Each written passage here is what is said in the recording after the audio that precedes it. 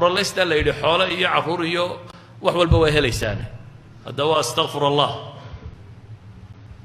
halay sheegayna niyar oo Soomaaliyeed oo muslima oo Mareykan joogo shaqaysta oo yidhi maalintii 2,000 astaghfir allah baa sameeyayo wax haba yaraatee nolosheeda isoo hortaagaba jiraan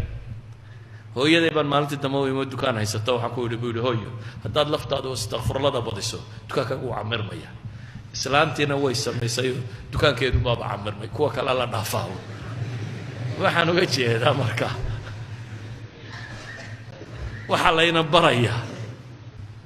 asbaab kale aan ahayn asbaabtan maadiga aynu naqaano shilin ku darka aan ahayn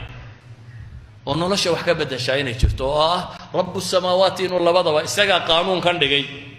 qaanuunkan fiisigiska iyo dhaqaalaha nolosha lagu wato isaga dhigay maca dalika isaga ana ka talaabsan kara ولذلك با كراماتك يا معجزاتك يا وحاصو دم waa maxay waa qaanuunka in naqaano laga talaabsanaya karaamadu waa wixii inuu naqaanayo laga talaabsaday ولذلك suuradani waxayna baraysaa marka fitanka dhamaanteed haday fitna diineed tahay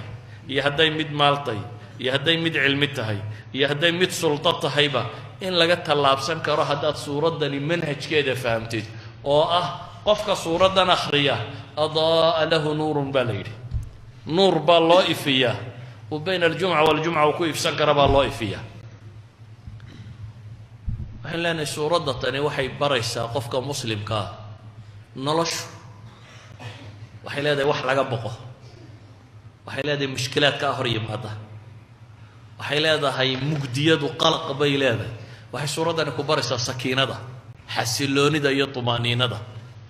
يهدات سورة تنخرده إن قلبك كو حصله وأنا وحاسك أرجح جلنين لا حق قلبك أرجح جلنيا ولا دقاليك أبدا ينبك أرجح جلنيا ولا دون دانو ما ملابك أرجح جلني سواء واحد ربيسات رب السماوات والأرض إن